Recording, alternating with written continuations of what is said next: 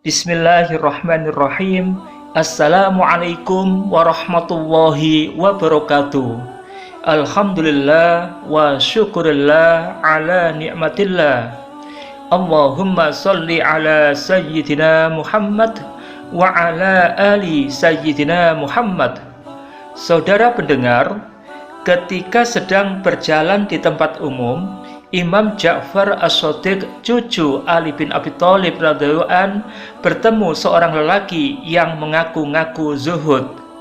Lelaki itu sudah terkenal di masyarakat telah mengharamkan perhiasan duniawi. Karena itu, lelaki tersebut memandang penampilan Imam Ja'far dengan tatapan tidak suka. Namun, Imam Ja'far tetap bersikap ramah kepadanya.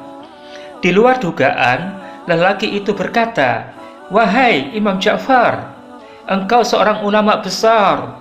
Seharusnya engkau memberi contoh bagaimana cara hidup zuhud." Imam Ja'far balik bertanya, "Bagaimanakah cara hidup zuhud menurut engkau?" Lelaki itu menerangkan, "Pakailah pakaian yang sederhana seperti yang dicontohkan Rasulullah Shallallahu Alaihi Wasallam." Imam Ja'far tersenyum dan berkata, "Dengarlah, wahai saudaraku, Rasulullah Shallallahu Alaihi Wasallam hidup dalam zaman kemiskinan dan kelaparan. Sekarang ini rezeki dari Allah mudah didapatkan. Maka orang-orang berimanlah yang berhak menikmatinya, bukan orang-orang munafik. Karena itu, alangkah baiknya apabila engkau menikmati hidup sejahtera, lalu mati dalam keadaan berpegang pada sunnah Rasulullah Sallallahu Alaihi Wasallam." Saudara pendengar, zuhud artinya tidak memiliki keinginan terhadap sesuatu. Dalam tasawuf, zuhud berarti meninggalkan sesuatu yang disayangi, yang bersifat materi dan kemewahan duniawi, sebab berharap sesuatu yang lebih baik, yang bersifat spiritual, yaitu kebahagiaan hidup di akhirat. Hakikat zuhud yang benar telah diterangkan Nabi Muhammad Rasulullah Sallallahu Alaihi Wasallam. Zuhud terhadap masalah duniawi bukan dengan cara mengharamkan yang halal, juga bukan dengan cara menyia-nyiakan harta benda. Tetapi zuhud dalam masalah duniawi adalah hendaknya engkau lebih erat memegang apa yang ada di sisi Allah daripada apa yang ada di tanganmu. Dan hendaklah engkau lebih menyukai pahala musibah yang menimpamu, seandainya musibah itu menimpamu selama-lamanya. Hadis riwayat Tirmizi. Jelaslah bahwa zuhud yang benar adalah lebih mementingkan pahala di sisi Allah Subhanahu wa Ta'ala dibandingkan segala sesuatu yang telah kita miliki. Ironisnya, sebagian masyarakat kita mengartikan zuhud secara salah.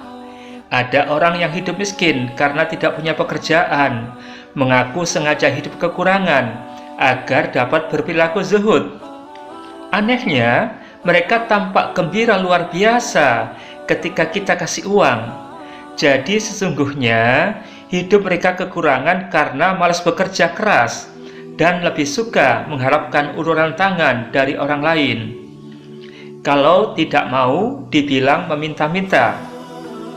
Ada juga yang gembar-gembor. Kalau kita ingin hidup zuhud, berarti kita harus menjauhi harta benda duniawi.